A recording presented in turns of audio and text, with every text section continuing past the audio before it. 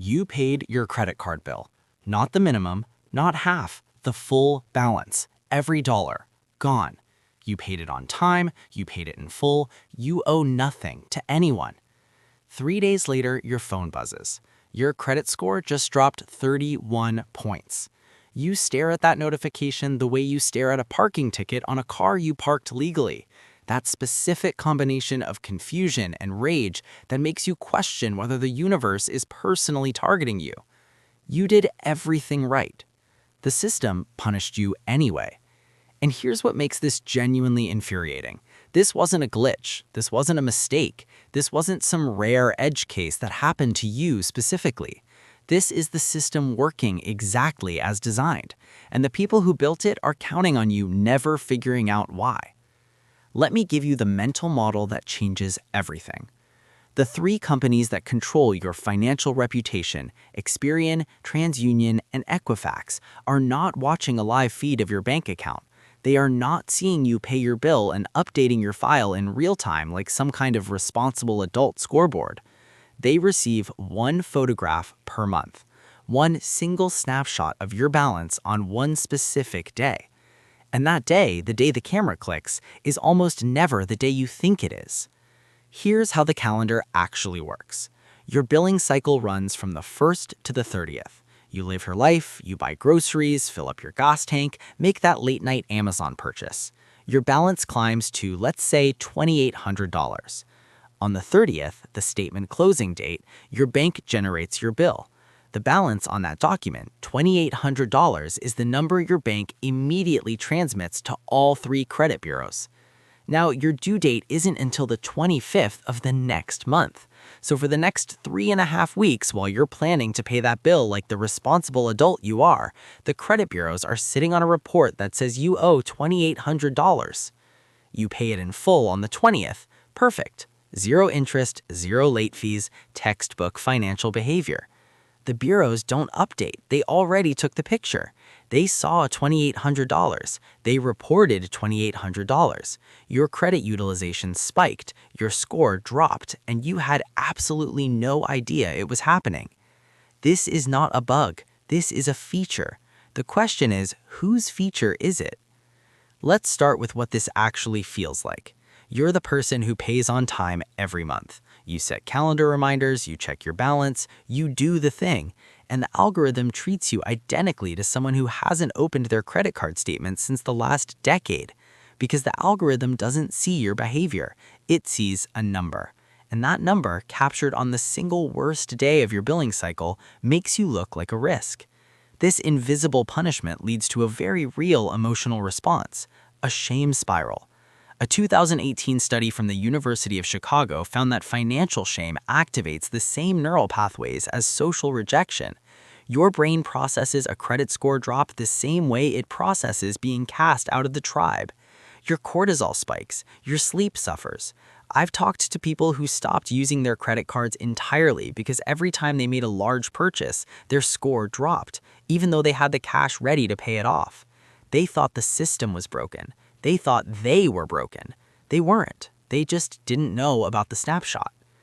Now let's make this real in a way that actually costs money. Imagine you've been saving for 3 years. You're ready to buy your first home. You apply for a mortgage. The lender pulls your credit. And your score is sitting 40 points lower than it should be because you booked flights for your parents' anniversary on a card with a $4,000 limit 6 weeks ago. You paid it off in full the next month. Doesn't matter. The snapshot was already taken. That 40-point difference just moved you from the best interest rate tier to the second best tier. On a $400,000 mortgage over 30 years, that single tier difference cost you approximately $31,000 in additional interest. $31,000 because of a flight you paid off, because of a photograph taken on the wrong day. And here is the detail that should make everyone angry. The FICO scoring model, the algorithm that determines whether you can buy a house or lease a car, was created in 1989, the year the Berlin Wall fell, the year the World Wide Web did not yet exist for regular people, and the fundamental logic has not been meaningfully updated. It doesn't know you have $40,000 in savings. It doesn't know you have a decade of perfect payments. It sees one thing, a ratio, your balance divided by your limit. That's it. You are not a person to this algorithm. You are a fraction. So who benefits from you not knowing this? Experian, TransUnion, and Equifax are not government agencies. They are for-profit corporations that generated a combined $15 billion in revenue last year. They sell your data to lenders. They sell credit monitoring subscriptions to consumers who are confused about why their score keeps moving. They have a direct financial interest in a system that is complex enough that you feel the need to pay for help navigating it. And the banks? They report your balance on the closing date because a higher reported balance means a lower score, which means you are statistically more likely to accept a higher interest rate on your next loan. Your confusion is not a side effect of this system. Your confusion is the product. Let's talk about the number that controls 30% of your entire credit score. Not payment history, that's 35%. We're talking about the second biggest slice, amounts owed, or credit utilization. Nearly 1/3 of your entire financial reputation is based on one calculation, your current reported balance divided by your total credit limit. That's it. The scoring models have thresholds. Crossing them is like falling off a cliff. Under 30% utilization, you look responsible. Under 10%, you look excellent. But go over 50%, you look like a problem. And this applies to each individual card, not just your overall total.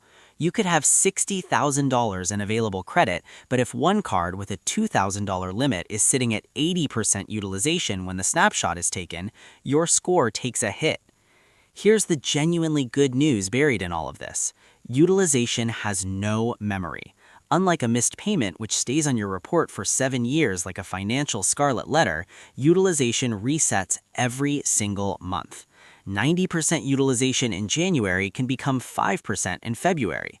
Your score bounces back as if January never happened. You are not fixing a permanent scar. You are correcting a single data point, and you can do it in 30 days. Here is the move. It has 2 parts and it takes about 4 minutes a month. Part 1, find your statement closing date. Not your due date, your closing date. Go to your Statements tab in your banking app. Open a past PDF bill. Look for the words Billing Cycle Ends or Statement Closing Date. Write it down. Put a recurring reminder in your calendar for 3 days before that date, every month. That 3-day buffer is for the payment to clear before the statement generates. Part 2, pay before the picture is taken. 3 days before your closing date, log in, look at your current balance. The target for an excellent score is 1% to 7% of your credit limit. On a $5,000 credit limit, that's about $50 to $350. Pay the difference manually, right then. Do not wait for autopay. Autopay is calibrated to your due date. You need to act on your closing date. When the statement closes, the bank generates a bill showing that low balance. That's what gets transmitted to the bureaus. Then, on your actual due date, pay that remaining small balance. 0 interest, clean report. Now, one last thing that will feel wrong but is actually correct. Don't pay to zero. Consistently reporting a 0 balance across all your cards can actually produce a lower score than reporting a small balance. The algorithm wants to see you managing a small amount of debt. My FICO data from people with 850 credit scores shows they average 4 to 7% utilization, not 0. The strategy is called all 0 except 1. Pay every card to 0 before the statement closes. On one card, leave a tiny balance, $20, something around 1% of the limit. This tells the algorithm, I use credit responsibly and I keep it extremely low. That specific combination triggers the highest possible score for this category. And because you pay that tiny balance before the due date, you pay 0 interest. You are threading the needle between the reporting date and the due date. Let me zoom out for a second. This isn't just about credit scores. This is about a system designed to evaluate risk that ended up being designed to generate confusion. The average American has no idea their payment date and their reporting date are different. They have no idea that 30% of their financial reputation is calculated on a single balance figure captured before they even get their bill.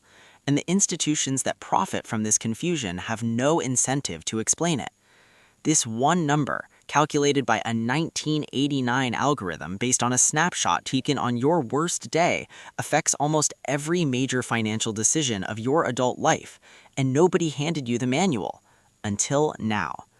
Here is what I want you to hear underneath all of this.